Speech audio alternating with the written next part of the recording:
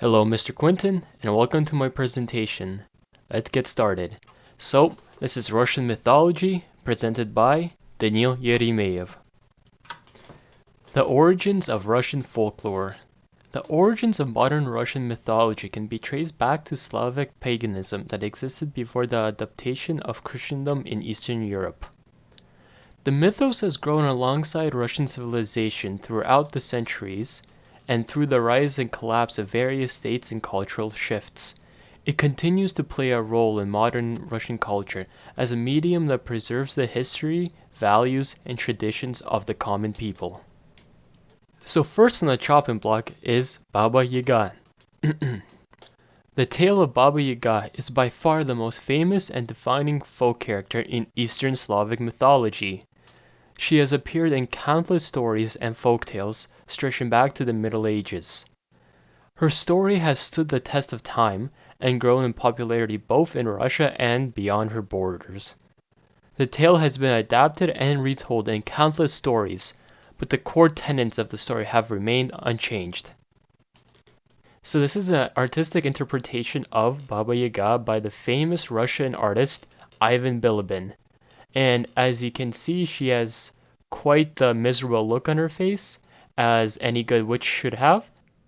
Well, what makes her so unique, you might be asking? Well, I'm here to tell you the characteristics of Baba Yaga. The name of Baba Yaga is composed of two elements. Baba, meaning grandmother or old woman in most Slavic languages, while Yaga is probably a diminutive of the feminine name, and forgive me for butchering this, Jadwiga, in return is a Slavicized form of the Germanic Hedwig. Baba Yaga is most often depicted as a hideous, wicked witch that roams the dark forests of Russia, preying on any unfortunate soul, usually children, that happen to cross paths with her. A vital piece of the lore surrounding this witch is her preferred method of travel, the iconic mortar. Lastly, in addition to her signature form of travel, another iconic part of her story is the house that she lives in. Tales involving her usually take place at her hut. It is found deep in the woods, standing on magical chicken legs, with a rooster's head on top, and legend says that her hut is surrounded by a fence made of human bones.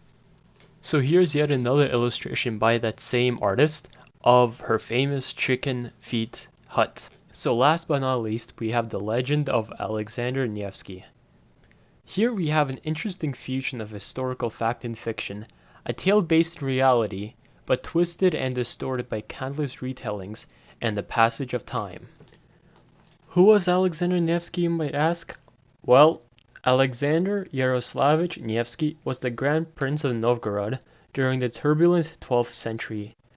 He is regarded as both a military genius and hero, for Alexander safeguarded his people against crusaders and pillage, and probably against the blotting out from the map by peoples of the steppes. But he is most celebrated by his victory over the Germanic Teutonic Knights during the Battle of Lake Peipus.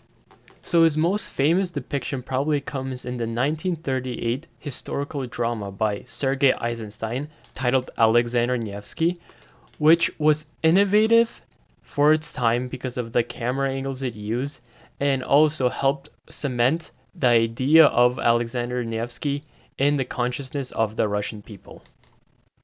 In conclusion, I hope that my short presentation has given you a taste of the culture and history that Russian and Slavic mythology in general has to offer.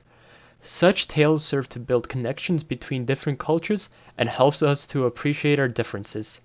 My name is Danil Yeremeyev, and thank you for watching my video.